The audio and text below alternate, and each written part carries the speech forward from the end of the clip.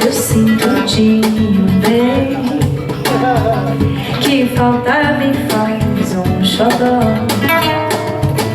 Mas como eu não tenho ninguém, eu levo a vida assim tão só. Mas eu só quero amor que acabe o meu sofrer. Ai, meu xodó pra mim, ai, do meu jeito assim, que alegre o meu viver.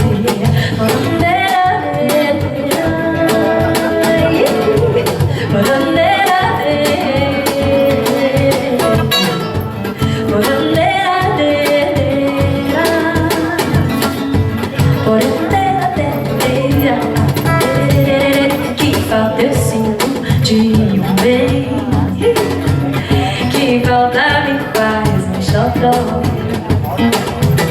Mas como eu não tenho ninguém, eu levo a vida assim só. Mas eu só quero amor que acabe o meu sofrer. Ai, Deus não dobra mim, ai, desse jeito assim, que alegre o meu viver. Para poder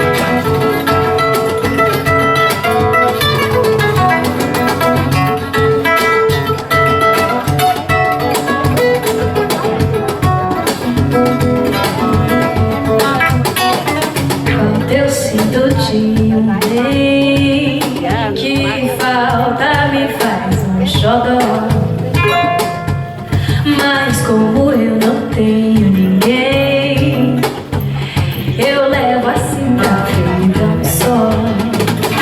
Mas eu só quero amor que acabe o meu sofrer. Um xodó pra mim, ai, do meu jeito assim, que alegre o meu viver. Ora,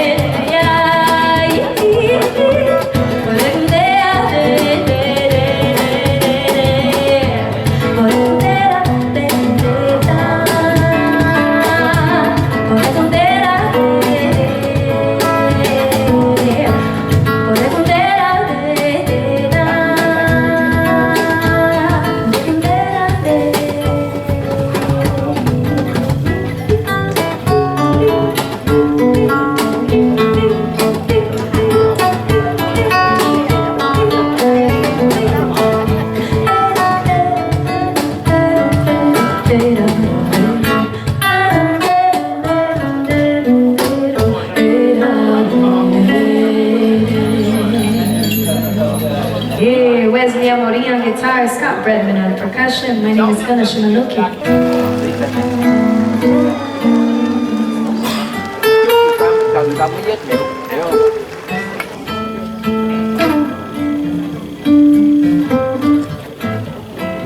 Quiet nights and quiet stars, quiet chords from my guitar, floating on the silence that surrounds us.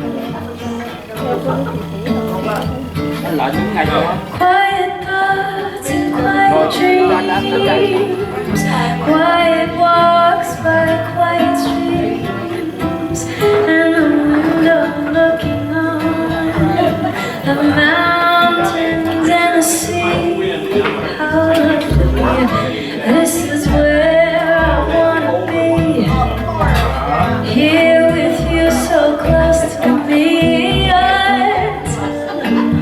The final flicker of life's ember. I who was lost and lonely,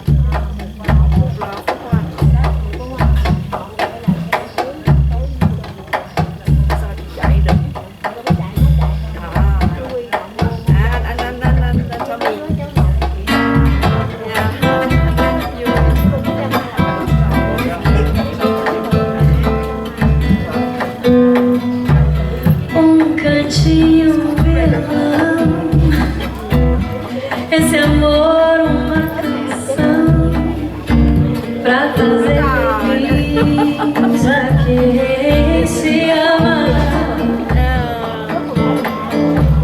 Muita calma pra pensar e ter tempo pra sonhar. Da janela ver se o corcovado redentor. Que lindo, quero a vida sempre assim, com você perto de mim até o apagar da velha chama. E eu que era triste, descrente desse mundo, ao encontrar você eu conheci o que é felicidade, meu amor.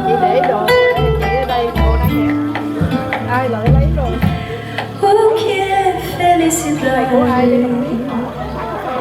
meu amor.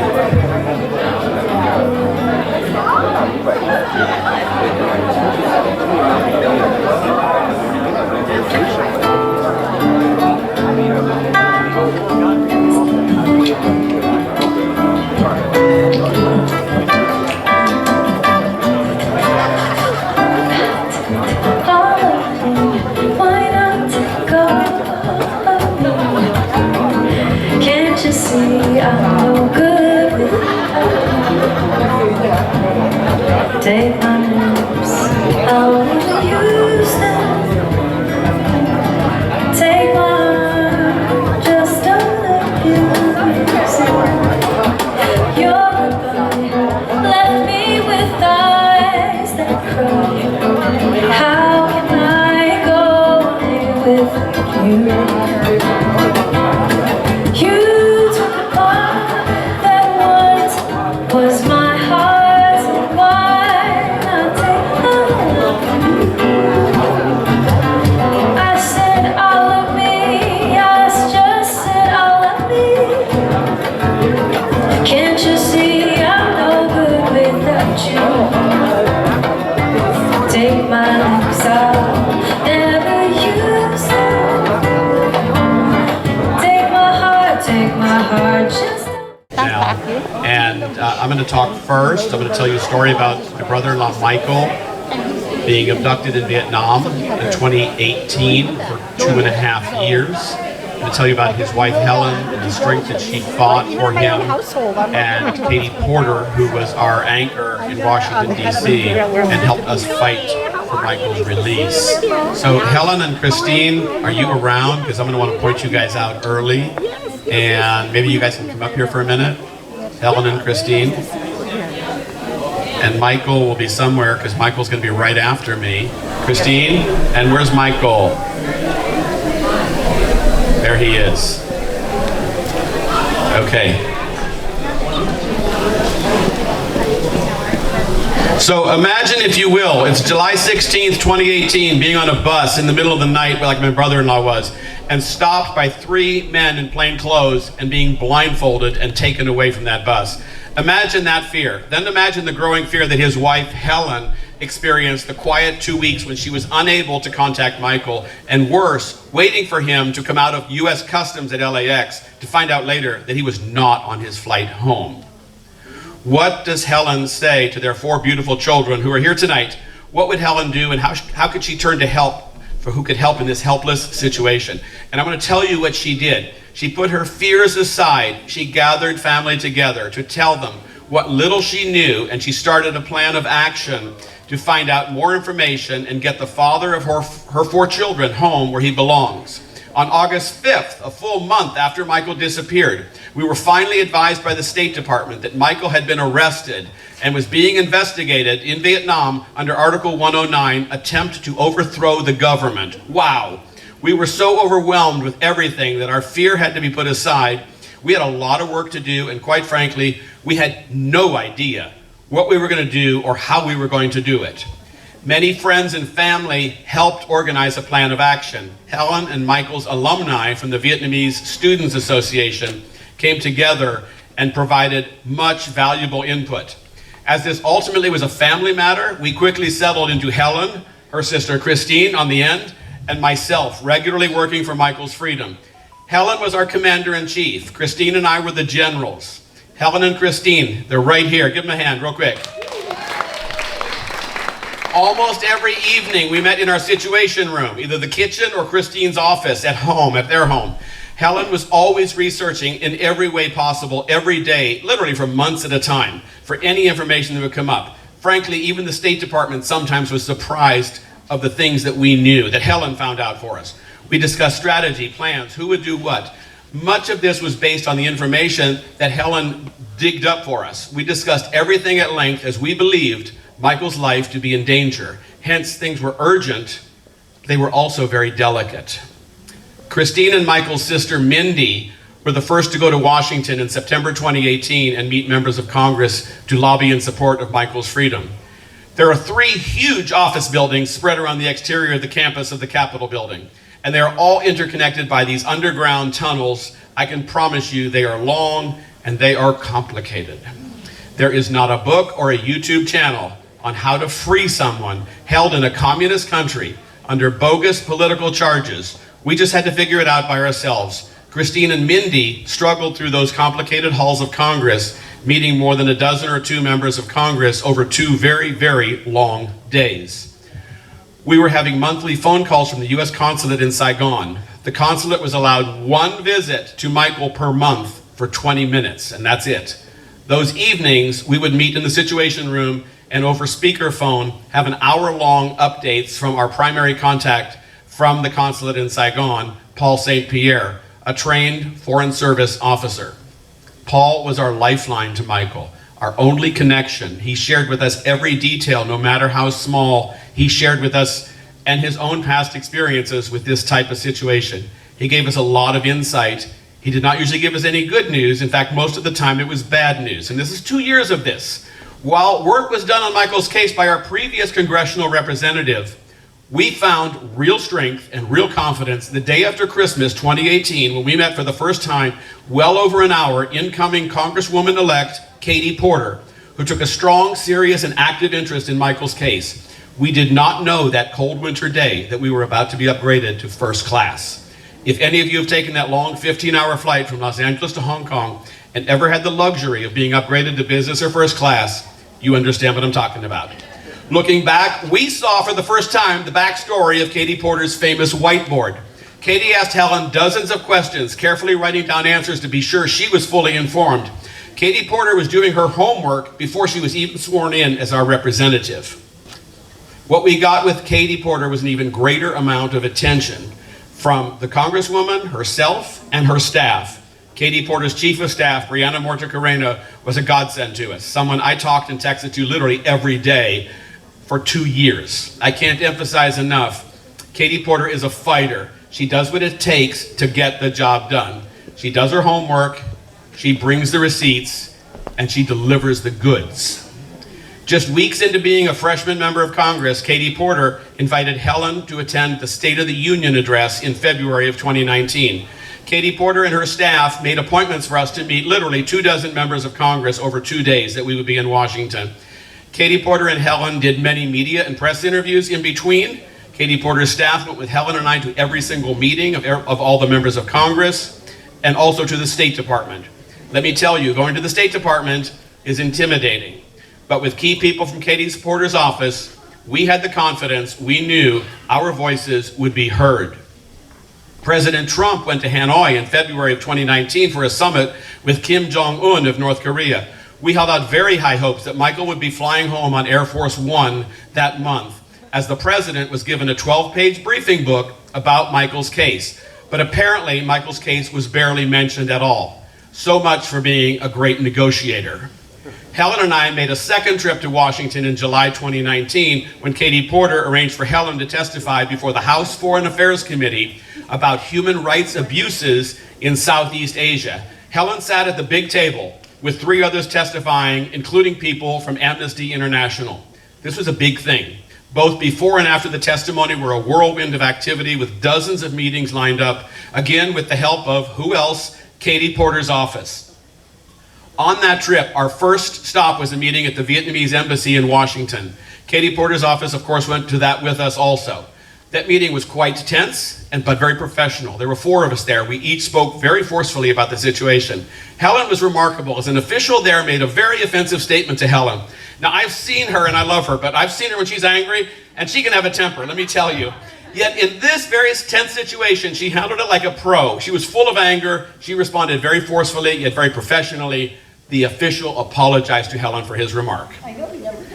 After that meeting, we went to the State Department. Wendy Kennedy was our primary contact for 2 years, for the majority of Michael's time in prison. The entire State Department team was very helpful, very engaged, and very motivated to bring Michael home. Wendy Kennedy would listen very carefully when we spoke to her about Michael's case. She provided us with a roadmap of how Michael would ultimately be freed. She too was always available for me to talk to. Many times those calls lasted up to an hour. We sometimes hear in today's world about the deep state. I told Wendy Kennedy one day in her team, if the deep state are career people who work in the government for decades, regardless of who is president, working for the American people, if that's what the deep state is, then bring it on.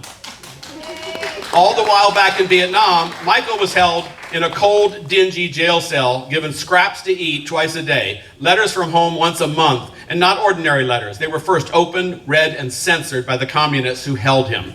Thus, we would carefully write our letters, sometimes in our own code, that we believed Michael would understand, but would get past the prison inspectors.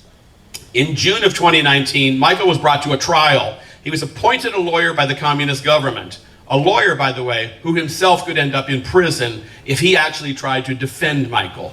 Instead, that lawyer's job really was just to get Michael to sign a confession. So this so-called trial of Michael and 3 other people lasted a total of 4 hours. Michael was convicted of attempting to overthrow the government, and he was sentenced to 12 years in prison. We were all very stunned when we learned about this news. This was hard to swallow, but our shock really quickly turned to anger, and our anger quickly turned to action. We were not giving up. We sat around the kitchen table at their house, the whole family discussing what the next moves would be. There must have been 20 of us there. To say it was a lively discussion would be an understatement.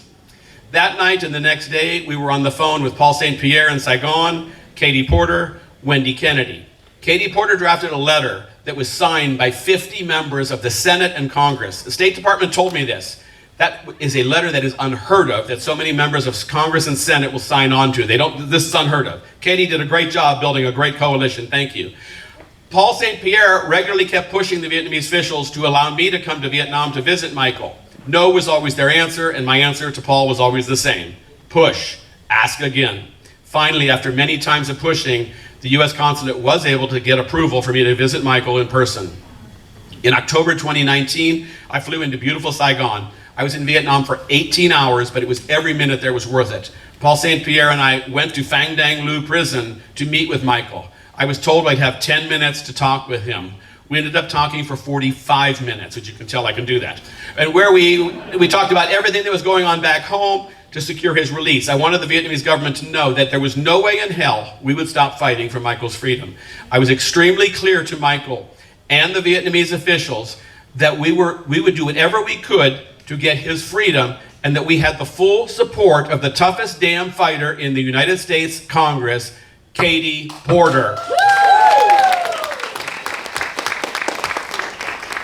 Just before COVID in March 2020, Ambassador Daniel Kritenbrink came to Orange County to speak to the Vietnamese community. Helen, her 4 daughters, Christine, Marcel, and I met with the ambassador along with Katie Porter. There was a very, very touching moment when one of the girls, my sweet dear Emily, spoke to the ambassador about her dad. She started to cry, and like a mother, Katie was sitting next to her and instinctively held her in her arms to comfort her. The world may have shut down during COVID, but we didn't. We kept pushing. Katie Porter never gave up. Thank you, Katie. Her office kept Michael's case on top of her list the entire time. Then on October 21st, 2020, just as the State Department had said, out of nowhere, Helen gets a call from the State Department. Michael is coming home in the next 24 hours. After 27 months of working and traveling, thousands of emails, hundreds of phone calls, dozens of meetings, the work that our family did in conjunction with our hero, Katie Porter, and her office has paid off. We had less than 24 hours to get him out of there, though. None of which we, again, were ready for, but we became experts at this. We ended up getting him 2 different plane tickets out of Saigon, so if one fell through for any reason, he had another backup. On October 22nd, 2020, Michael flew home with a State Department escort. Now imagine this for a minute. There are 4 lovely daughters that are around here, Helen and some of the other family members, seeing their daddy come home after 27 months of hell. Our family knows the torture and the anguish that we went through those 27 months. We can only imagine the hell Michael had to endure those 27 months. What I don't want to imagine is not having Katie Porter fighting for us. From the moment we met Katie Porter, she was doing her homework, learning everything she could about Michael's case. Katie Porter fought like hell for Michael. She fought like hell for Helen, and she fought like hell for their 4 girls. Katie Porter does her homework, she brings the receipts, and she delivers the goods. There is no better person to be our next United States Senator than Katie Porter. And I just told you the fast version of it. Thank you I hope you got it all. There'll be a test later. Michael is going to be next, and he is going to introduce Katie Porter. He's going to talk to you briefly. And Michael, I'm going to hand you the microphone and I'm going to walk away.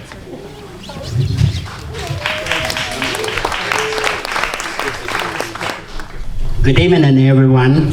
Actually, my wife kept telling me, ladies and gentlemen. Well, anyway, before I give a little bit remarks about Katie Porter, I would like to recognize Mr. Lacy Wright and Jackie Bong in my beloved friends, Mr. Lê Minh Nguyên, Mr. Nguyễn Văn Hải, Điếu Cậy, Orlinda from Vietnamese community, Kim Bình, Mr. Hiệp, Ta have been here, and my all other friends. I'm very honored to be part of this event, especially my beloved friends in Vietnamese community are present to be part of this event, special event, which is to support very best candidate for the next United States Senator from California, that's Katie Porter. Today, I would like to share my fairy tale story, how it became real life.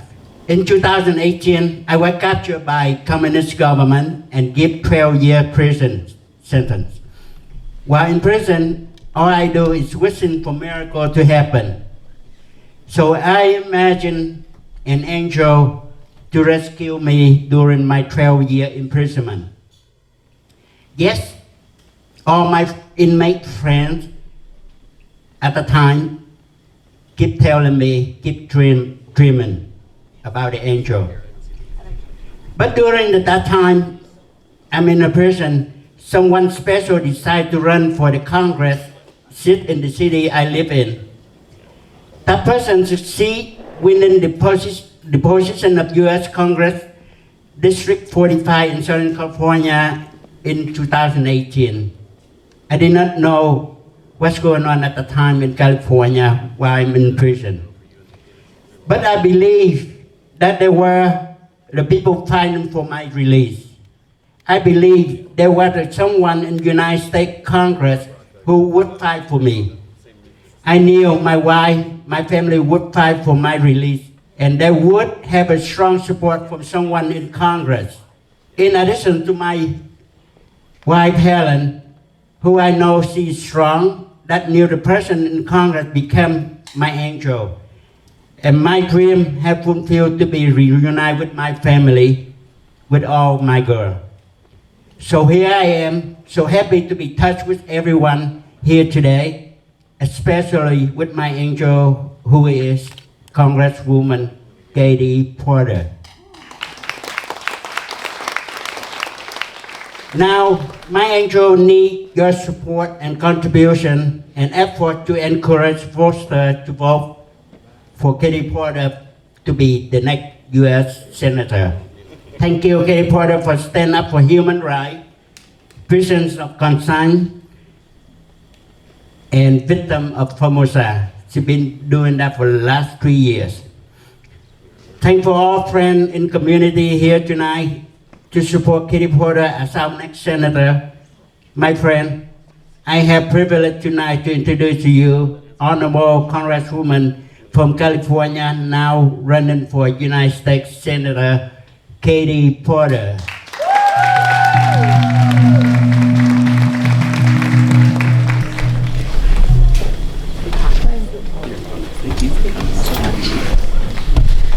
Good evening, everybody.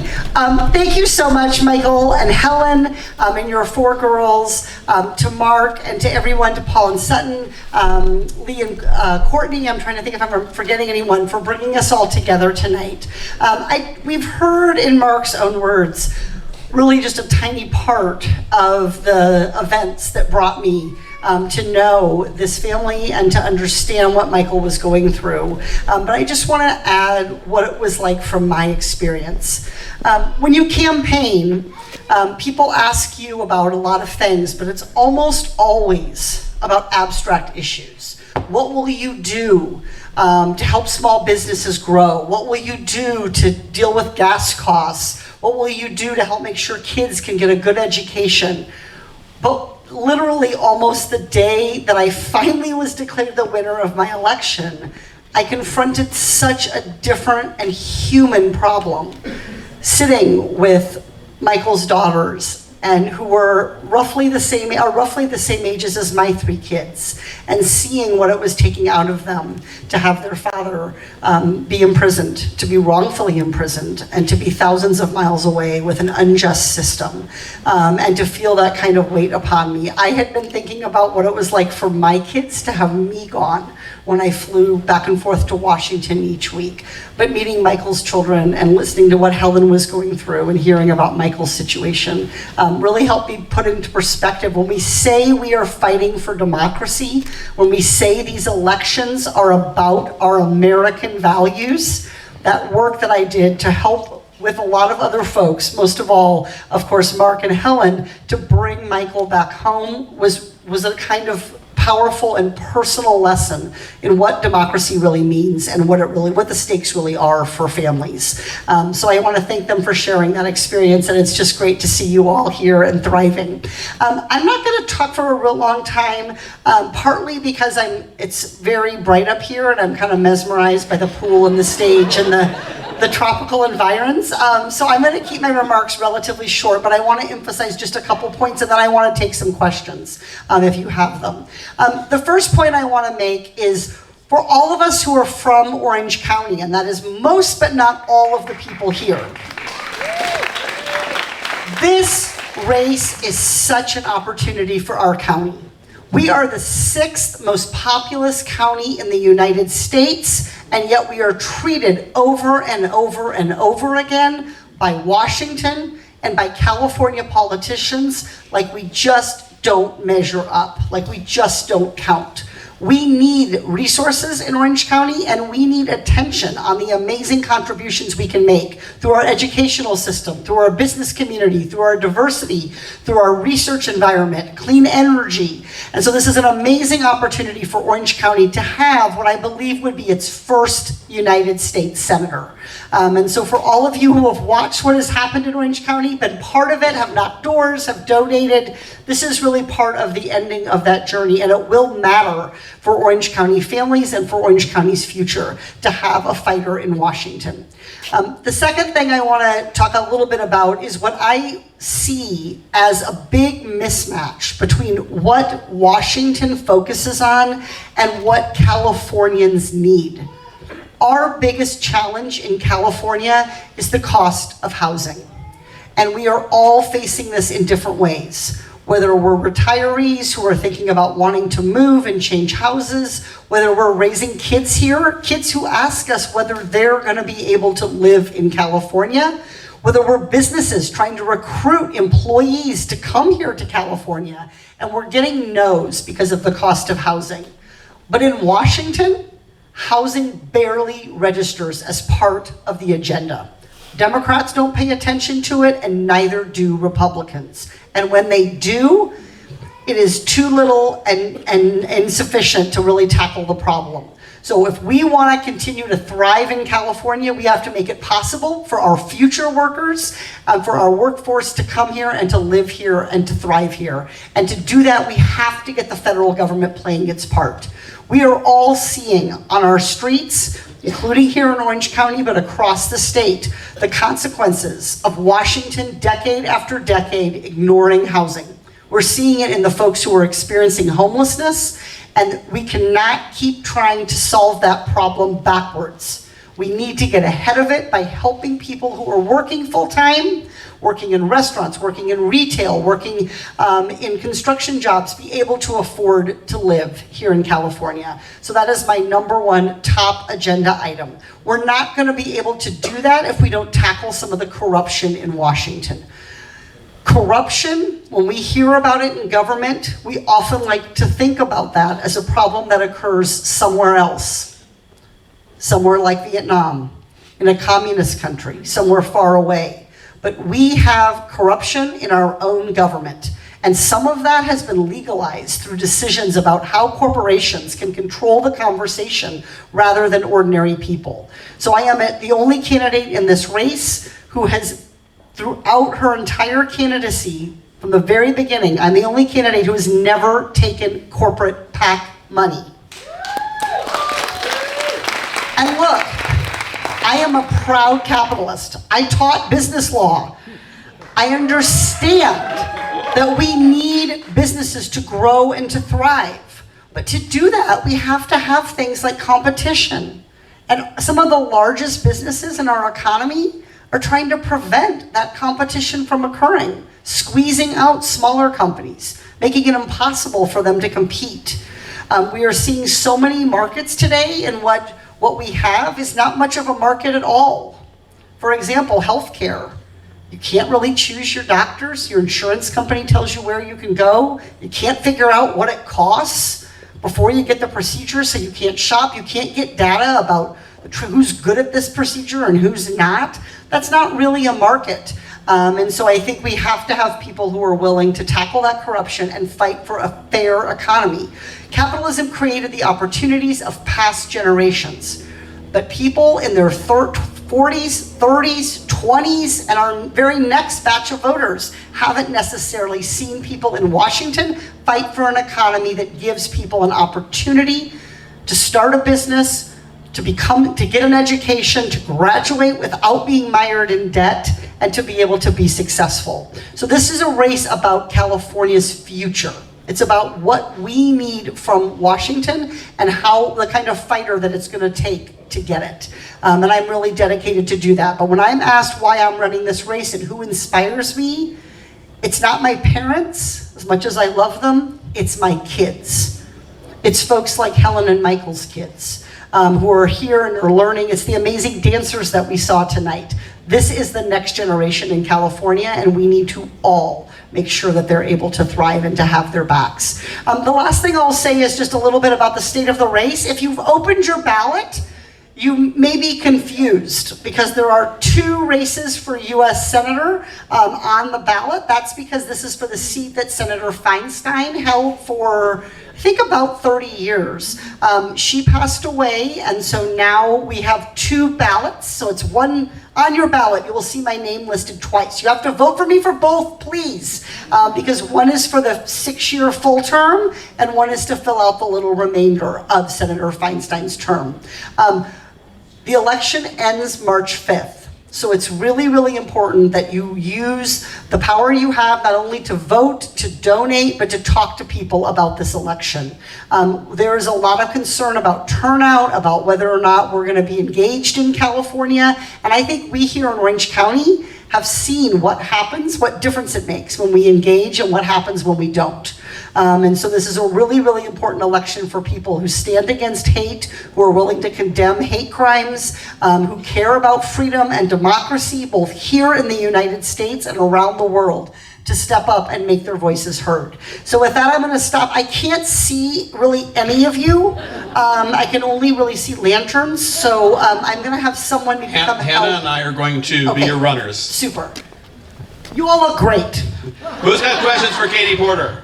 Raise your hand. Come on. Hannah, you got somebody there. Right now, across the nation and in California specifically, there are 457 anti-trans laws actively threatening our people, our children. What are you going to do to combat this? I have friends who don't know if they're going to be able to see their families over the holidays because they live in states like Texas and Florida.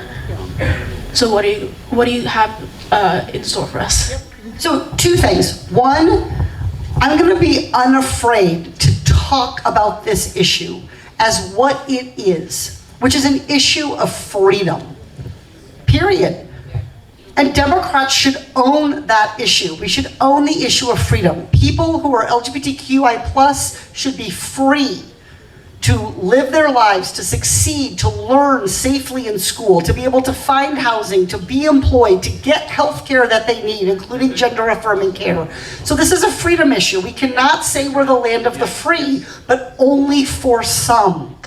There's a lot of our history that has been about that, and that it's time to leave that in the past. So the first thing I will do is talk about this issue at every opportunity and try to give people a frame that we can use to win elections on this issue, because I have yet to meet the voter who said that they were against freedom.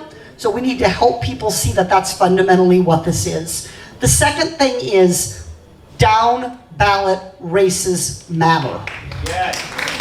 This battle for our rights, for our freedoms, whether it's books that people want to read, whether it's opinions they want to express, whether it's decisions about healthcare or when to start a family or how to lead their lives. These are battles that are being fought in school boards, in city councils, and so we really, really need someone who loves to campaign and knows how to do it. Look, it wasn't easy to win this seat in Orange County the first time, and it wasn't easy to hang on to it. I know how to campaign and to engage all those voters. And with all due respect to my Democratic colleagues in this race who are wonderful people, they haven't had a competitive race in 20 or 30 years. I have. And so I will be fearless in going all around the state, including into places that are red, that are purple, places where our rights for trans folks are being under attack, places where our freedoms are being under attack, and be effective at winning those votes. And so I think that is a really, really important thing here. We're not just choosing a policy leader, we're also choosing California's next political titan. And we need to pick someone who knows how to win and knows how to grow our voter base, right? And to do that, we have to be both fearless, but we also have to be savvy about how to campaign. So you can count on me not just to champion this issue in the Senate, but to make sure that we're growing the group of elected leaders at every level of government who understand that part of the duty they take on, whether it's school board, whether it's water district, is a freedom obligation to make sure every American, including trans Americans, can thrive.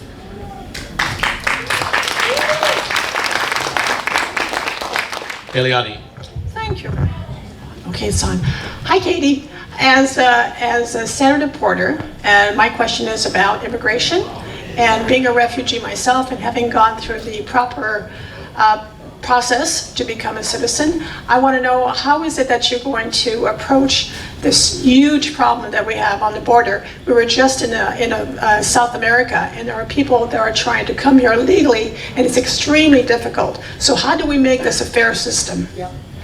This is such a great question. The question was, everyone can hear the question, right? It was about immigration and what we're going to do.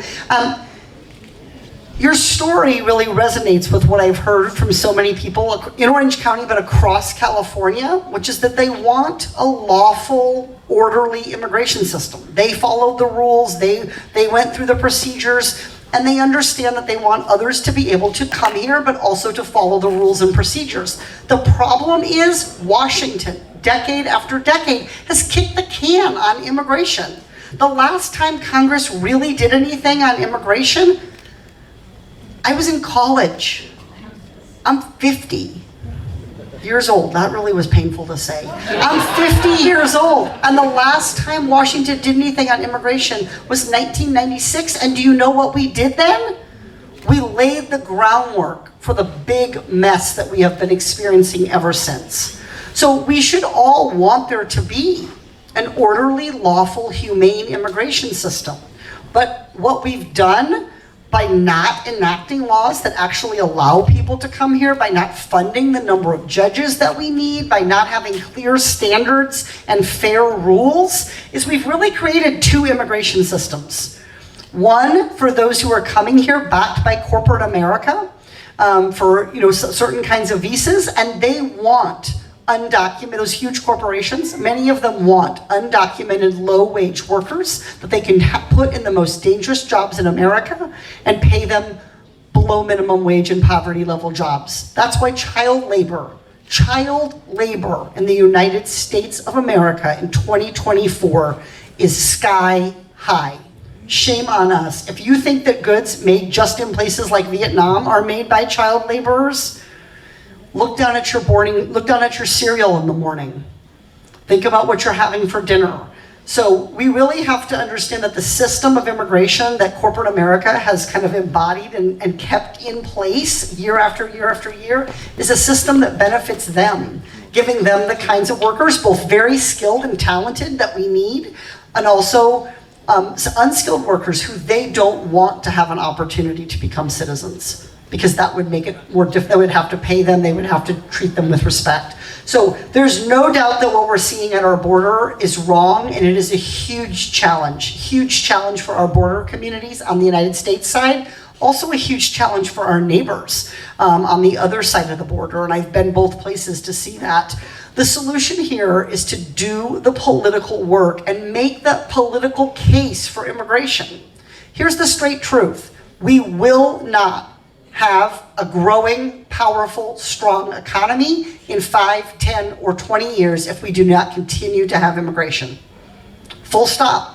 Ask Japan what happened when its birth rate went down. Right? So we need immigrants, we need nurses, we need doctors, we need scientists, we need people who are going to be farm workers to help feed us. We need that, and we need to put a system in place that allows people to come. Last year, 3% of people who applied for green cards to come here legally got them. 3%. The wait list to come here from many countries is 20 and 30 years long. So the dysfunction, the chaos, the law breaking that we're seeing at the border is not the fault of the migrants. It's not the fault of the Border Patrol people who are trying to do their job and enforce the law. It's the fault of people in Washington who for 25 and 30 years haven't stood on their own 2 feet and told the American people the truth, which is that we need immigrants to come, to learn, to study, and to thrive, and to become our next generation of American citizens alongside those of us who came 5 or 50 or 200 years ago. And I think that Democrats need to quit running away from this issue and lean into it. And I think that's how I would approach the issue. Thank you for your question. We have Roland here asking the next question. Hi, Katie. Nice to see you again. My question is, what do you consider the current status in the race? Or are you surprised that the crypto boys brought out a negative ad against you? And what all can we do to make sure you get elected? Yeah. So the race is very close right now. I would say that the efforts being made to lift up Steve Garvey are working. And so we are really having to figure out how to counter those. So just so everyone remembers, it's an open primary, meaning you get to vote for one person. Republican, Democrat, we're all on the ballot together. You vote for one person, and the top 2 vote getters advance. So sometimes that's 2 Democrats, usually it's 1 Democrat and 1 Republican. So what we've seen happen just in the last 2 weeks, 3 weeks of this race is my opponent, Representative Adam Schiff, along with his super PAC, and now along with a very, very well-funded cryptocurrency-focused super PAC, are all spending to do the exact same thing, which is to try to convince Republicans to vote for Steve Garvey.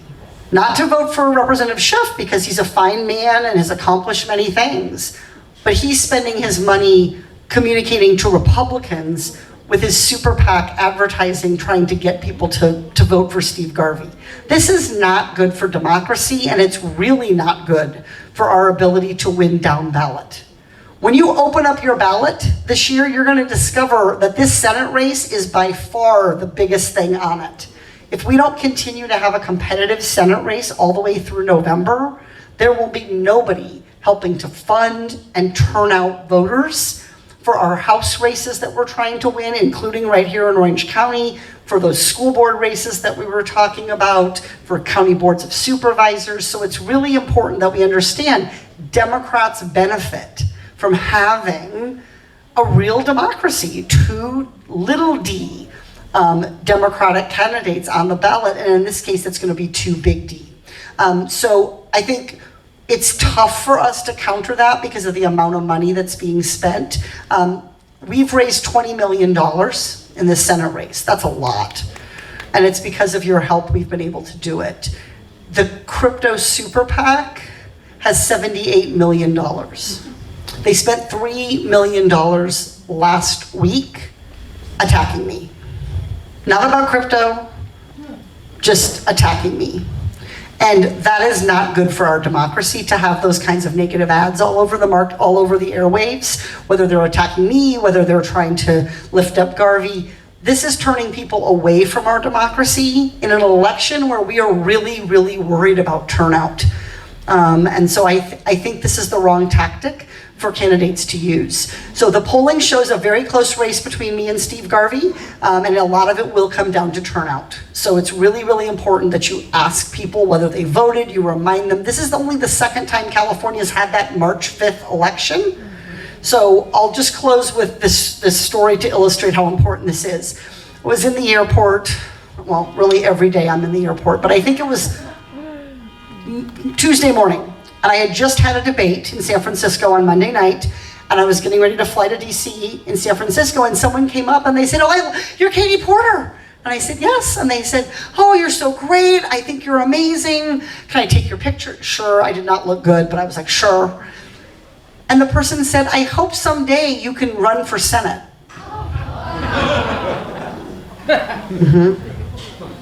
And I said, "Well, I am." And they said, "That's so great." And I said, "Yes, please vote, please vote for me." So it really is a struggle. And so the advertising that we're seeing, I think it is a problem. And being able to push back is really, really important. I am not worried, to wrap this up, if you haven't seen this crypto-funded ad, I'm not worried about that ad because it is so far from being accurate. I think most people who know me will see through it. The problem is, in a state as big as California, you can't know everybody. And so that's where having the ability to answer with our positive message is. But the theme of the crypto ad, ironically, is that I somehow do nothing but the bidding of big banks. All right, thank you. We have our last question for the night with Francisco. Last but not least, thank you so much, and I really appreciate this. My question is around education. California, 29th, horrible. I have a beautiful 9-year-old daughter, goes to a very affluent school over here, but yet a lot of the kids are struggling. Why? 28 kids in the class, teachers are not giving the resources that they get. And my question to you is not what you're gonna do, but what can we do as a community to make it better? And I just don't talk, I take action. 20 years ago, I started help with several friends, an organization called Prospanica in Shimba that allows students to get scholarships from corporations and universities tied together. Now it's grown pretty big. I have a couple of other nonprofits to help out the community. And also I have gotten letters from Congress and actually President George W. Bush in support. But my question, we know that education is a problem and it's the foundation. We're getting resources from other countries through immigration. We're getting resources from other places, but our education's not gonna keep pace. So the foundation is here, and I'm not gonna ask you what are you gonna do about it. What can we do to help you become better and to get this process? And I like to see some actionable, items where I can help. Yep. So I think the biggest thing everyone can do is talk about education for what it is. It's an investment. I don't want to hear the words education spending, because that's the wrong way to think about it. When we talk about investments and return on our investment, that's how we talk about infrastructure. Did you ever notice that? Infrastructure is an investment. Building a bridge, fixing a road, it's all about investments. Green energy even, we're talking about investment. We have to realize the most important investment this country has always made, that has been the engine of opportunity, has made America a country where people who are being oppressed and struggling under communism or socialism have wanted to come, is because we have invested in education and in opportunity. So I think we have to quit asking ourselves, what does this cost? And instead ask, what is the return on this investment? And when you look at it that way, dollar for dollar, we are not spending nearly enough on education. And more importantly, we're not getting the outcomes that we need. The learning loss from COVID is real.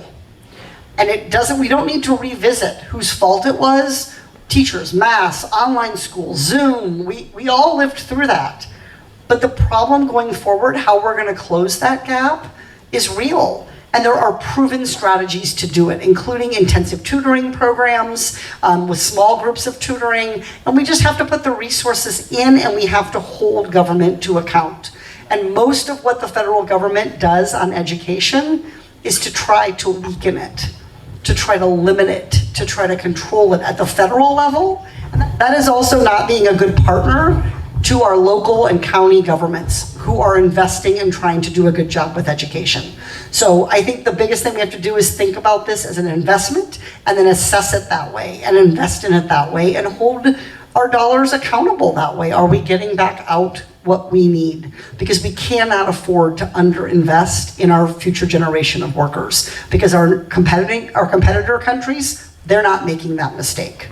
Whether we're talking about China, whether we're talking about Europe, we need to make sure that we are making those same investments in education and in equality of opportunity for people to be able to get ahead.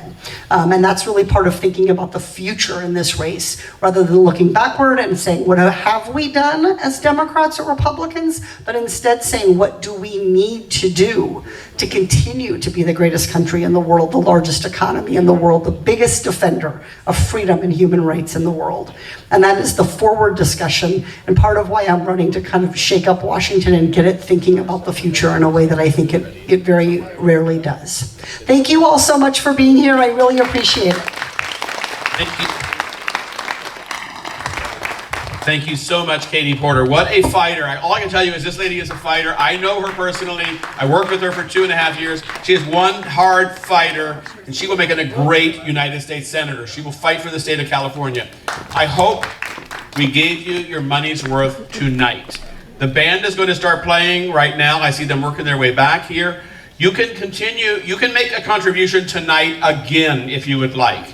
The funding for this campaign is expensive. We're in the most expensive media markets in the nation: California, Los Angeles, San Diego, Orange County, Sacramento, San Francisco. This is a tough race. We need Katie to place in the first or the second in this March 5th primary. I promise you, Katie Porter, I know her pretty well. She will fight for you, and she will listen. Her office listens, and they respond. So I really want us to, if you can contribute more tonight, please do. Michael's going to talk about that also. I don't know where you are. Michael's going to talk to the Vietnamese community about that. But I do know that Katie's campaign, it's expensive, and she's being beat up, and she's tough as hell. I know that. And if you could do additional contributions in the garage on your way out, they will greatly appreciate it. I know Katie will appreciate it. The band is going to start to play right while we're talking. That's fine, because we're going to wind it up relatively quickly, but we're going to be around here for another 1 or 2 hours. So enjoy the music, enjoy the food. Michael, you can talk to the Vietnamese community. I want to talk real quickly about the Vietnamese community. Nancy Bui, where are you, Nancy? You're right here. Nancy Bui is representative of the Vietnamese Justice for Vietnamese Fishermen's Association. This is one tough fighter also. Katie has worked with Nancy on pollution. One of the world's biggest polluters, polluting Ha Tinh Bay in Vietnam, Houston, and Galveston Bays. Great organization that she represents. My dear friend Jackie Bong, Vietnamese Voter Association, is here, and her husband Lacey, who I adore. He's a member of the Foreign Service and worked at the State Department for decades. Great people. There's a lot of great people here. Thank you. Michael's going to talk to the Vietnamese community about continuing to support Katie Porter. She has supported us. There is no stronger fighter for the Vietnamese community than Katie Porter. Excuse me for speaking in Vietnamese. Thưa tất cả anh chị, cô chú đã đến dự cái buổi tiệc gây quỹ này, và nếu cô chú anh chị có muốn đóng góp ủng hộ cho bà Katie Porter trong cái việc tranh cử chức vụ thượng nghị sĩ, thì quý vị anh chị có thể gặp cô Catherine của bên campaign office của bà Katie Porter, hoặc là Tustin Nguyễn cũng ngồi ở ngoài bàn. Và nếu mà quý vị có donate cash thì cứ đưa thẳng cho Tustin, và Tustin sẽ giải quyết vấn đề đó cho với bên campaign của bà Katie Porter. Xin chấm hết.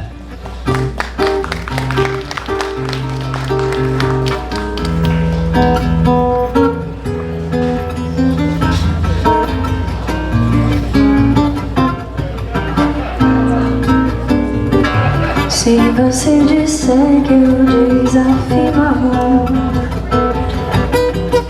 saiba que isto em mim provoca imensa dor. Só os privilegiados têm ouvido igual ao seu. Eu posso apenas o que Deus me deu. Se você insiste em classificar meu comportamento diante música, eu mesmo mentindo devo argumentar que isso é muito natural. O que você não sabe nem sequer presente é que os desafinados também têm um coração. Fotografei você na minha Rolleiflex, revelou-se a sua enorme ingratidão. Só não poderá falar assim do meu amor. Isso é maior que você pode encontrar, viu?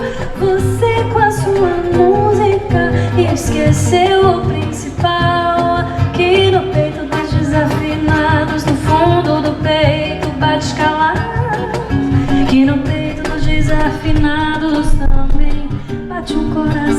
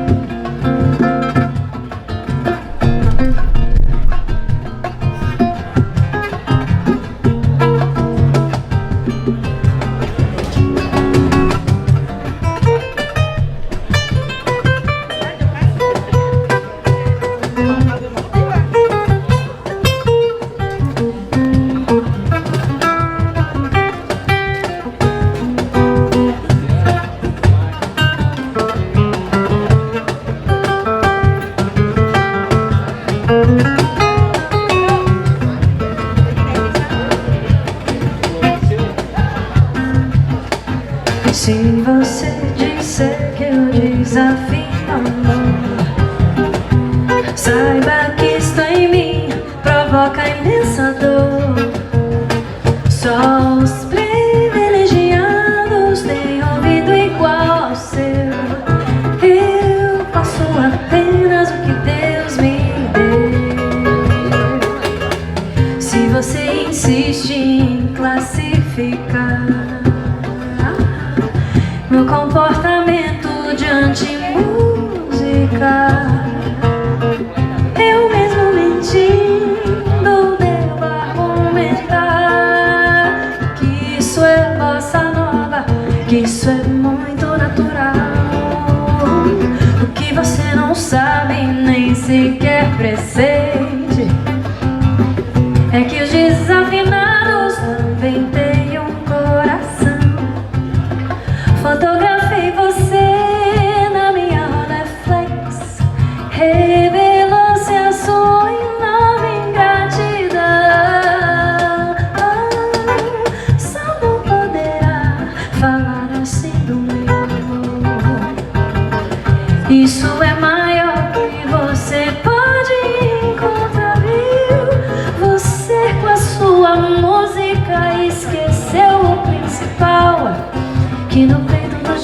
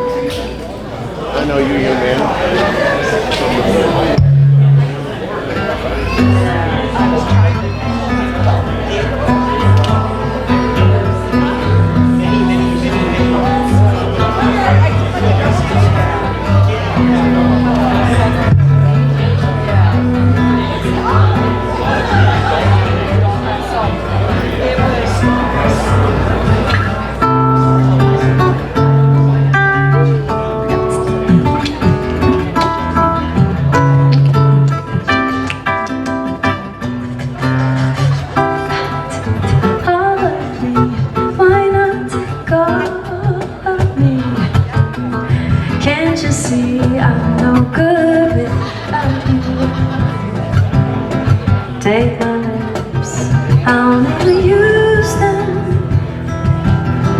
Take my heart, just don't abuse it. Your goodbye left me with eyes that cry. How can I go on here without you? You took a part that once was my heart, so why not take all of me? I said all of me, I just said all of me. Can't you see I'm no good without you? Take my lips, I'll never use them. Take my heart, just don't let listen of your goodbye. Left me with eyes that cry. Oh, how can I go on here without you? You took a part that once was my heart, so why not take all of me?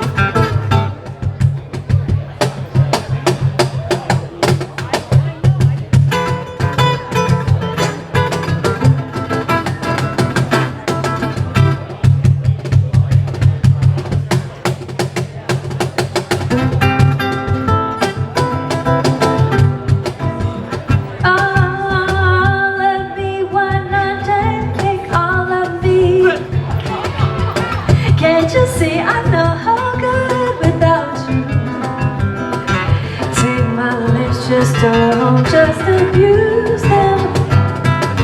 Take my heart, just don't abuse. Your goodbye left me with eyes that cry. How can I go on dear without you? You took a part that once was my heart, so why not take all of me? Just why not take all of me? Why not take all of me?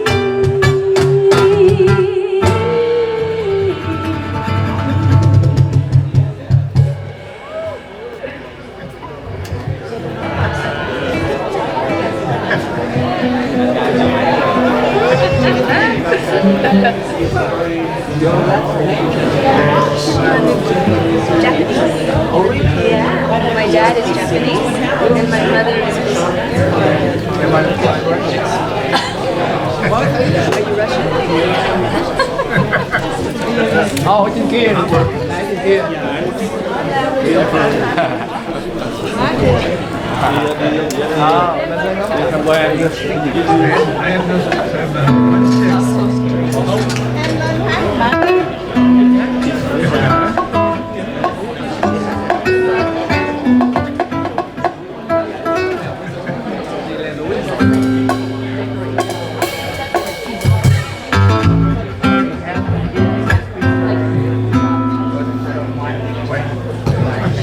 When with smile or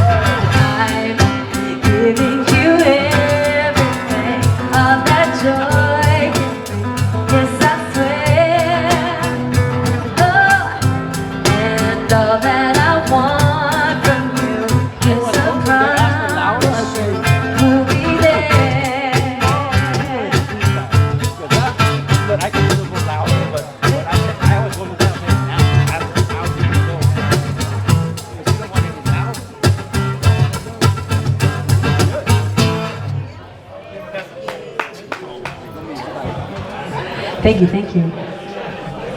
Okay, I'm gonna get going. So the only thing you need to do is make it pass on. Make it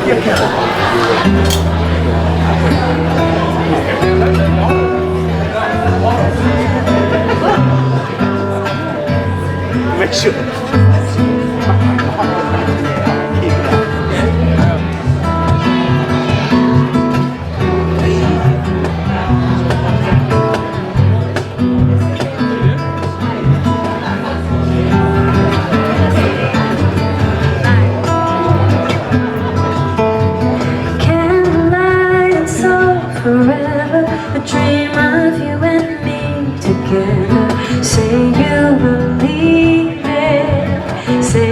believe it.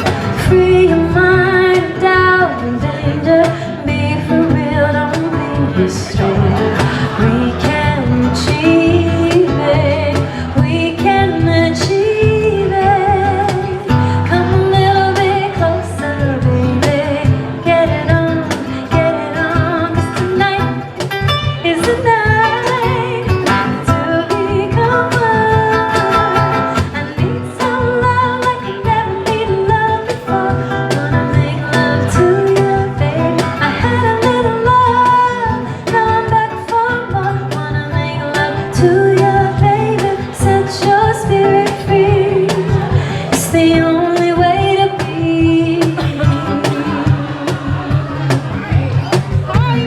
Silly games that you will be playing. Empty words we both say. Let's work it out, boy. Let's work it out. Any deal that we endeavor, boys and girls feel good together. Take it or leave it. Take it or leave it. Need a little longer, baby. Get it on. 'Cause tonight is the night to become one. Some love like I never needed love before. Wanna make love to you, babe. I had a little love, now I'm back for more. Wanna make love to you, baby. Set your spirit free. It's the only way to be.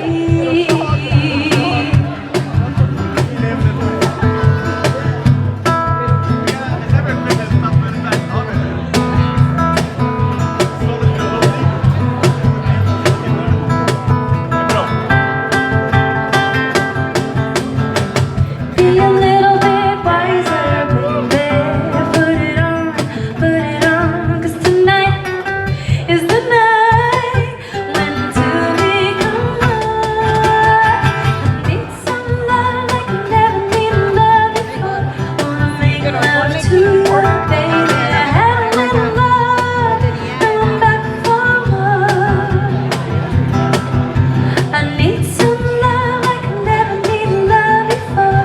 Wanna make love to you, babe. I had a little love, now I'm back for more. Wanna make love to you, baby. Set your spirit free. It's the only way to be. It's the only way to be. It's the only way to be. Very cute. Thank you.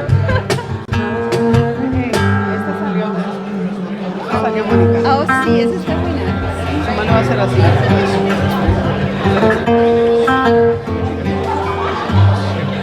Estoy tratando de ver si se puede.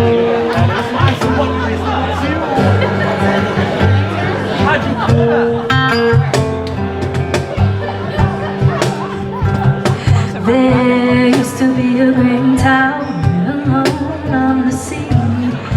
You became the light of the dark side of me. Love remained a drug that's the high, not the pill. But did you know that when it snows, my eyes become large and the light that you shine can't see? Baby, I can taste secrets from the road. Ooh, the more I get of you, stranger it feels, yeah. Now that your roses in bloom, the light hits the gloom on the grave. If you feel cold, it's alright.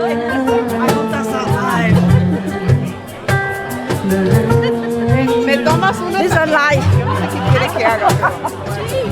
There's so much a man can tell you, so much he can say.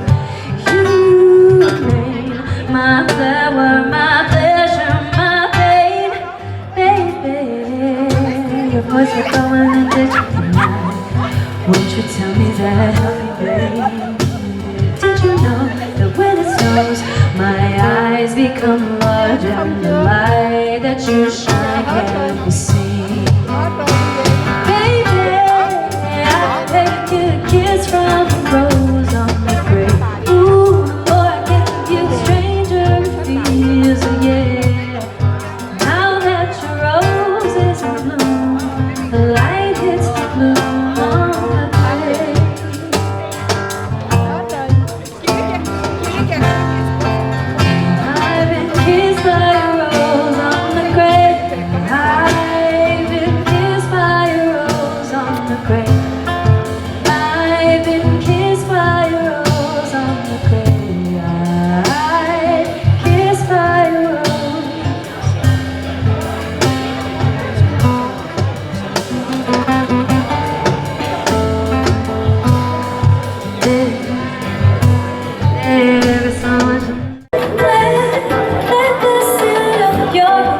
left me with eyes that cry. Oh, how can I go on here without you? You took a part that once was my heart, so why not take hold of me?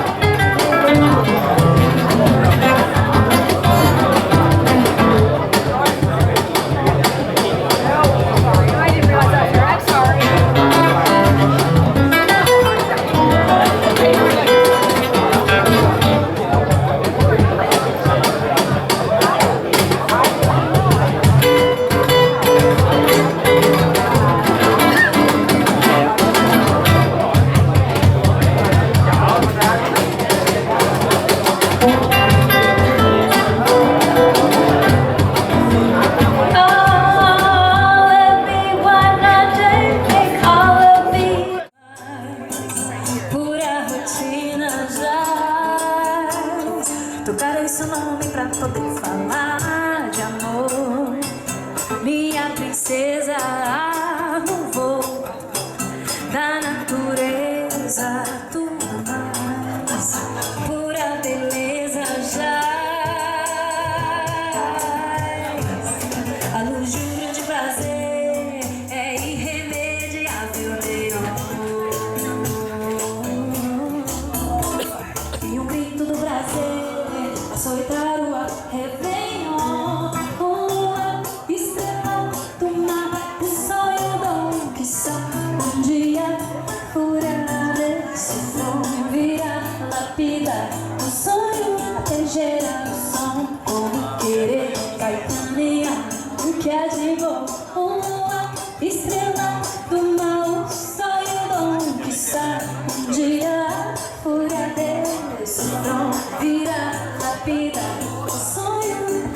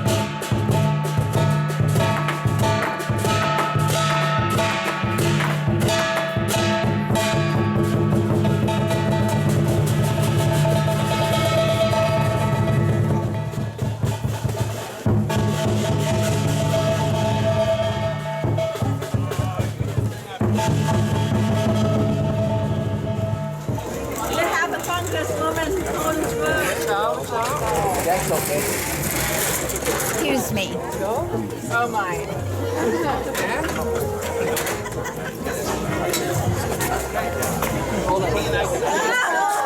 Go for it.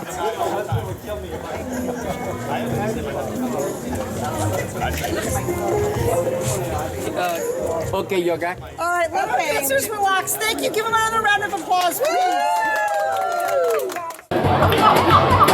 Can't you see I know how good without you?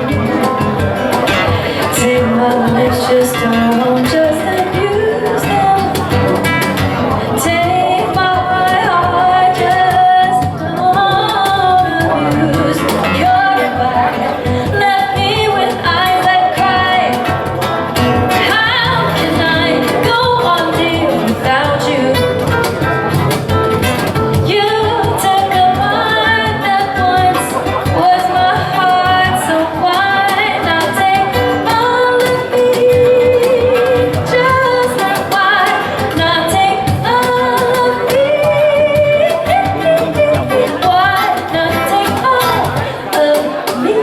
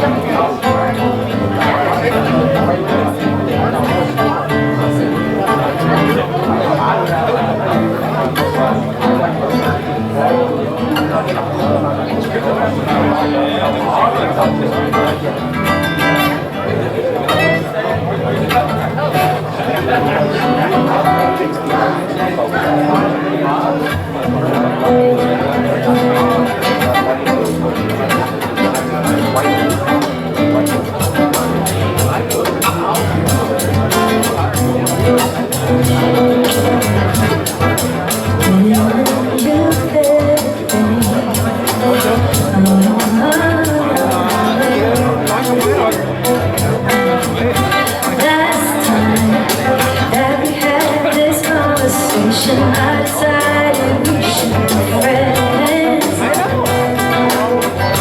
But now we're going around in circles. Tell me, will this deja vu never end? Now you tell me that you're falling in love. Well, I never, ever thought that would be. Hey, this time you gotta take it easy, 'cause we're far too much emotion to me. But any fool can see they're falling. Gotta make you understand. I'm giving you everything, all that joy can bring. This I swear. And all that I want from you is a promise you will be there. You told